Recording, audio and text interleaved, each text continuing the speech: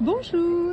Alors, est-ce que vous pouvez nous expliquer pourquoi la Fédération Addiction soutient le défi Juin sans sucre ajouté qui a été créé par SOS Hépatite et Maladies du foie? Alors, la Fédération Addiction a le plaisir et l'honneur d'avoir rejoint cette magnifique initiative de SOS Hépatite, un peu dans la lignée de ce que nous tentons de faire dans le domaine de l'alcool d'ailleurs, et le Dry January, c'est-à-dire des campagnes positives, d'information non stigmatisantes, mais qui aident les personnes à prendre conscience que peut-être ils ont des pratiques de consommation excessives.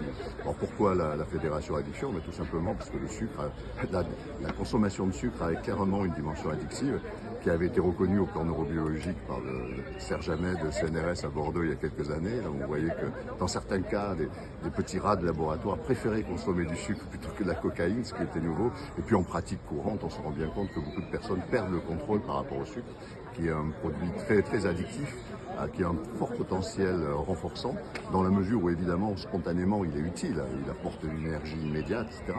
Mais il était utile comme quand nos ancêtres avaient une rareté finalement de l'accès au sucre, il n'y avait que les fruits, le miel, etc. Donc ils consommaient 3-4 grammes par jour.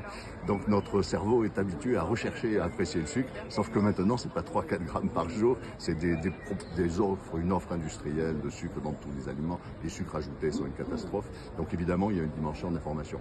Et même si le sucre n'a évidemment pas, à la différence des drogues, un potentiel de modification psychocomportementale, on sait que les conséquences sanitaires, en revanche, sont redoutables, sur le foie, évidemment, avec la NASH, mais aussi avec le diabète, avec les problèmes de maladies cardiovasculaires, ce qui, dans une certaine mesure, le rapproche un peu du tabac, qui lui aussi n'a pas d'effet psychique direct, mais qui a des conséquences sur l'organisme tout à fait délétères. C'est pour ça qu'on pense qu'on peut être utile aussi dans ce jeu-là, pour nous faire mieux connaître dans l'univers des personnes qui suivent SOS Hépatite, qui sont mobilisées autour de la question des maladies du foie. Parce que dans l'accompagnement des personnes qui ont des excès de consommation, je pense qu'une dimension de prise en charge à connotation addictive peut être tout à fait intéressante à mettre en complément des techniques classiques. Voilà.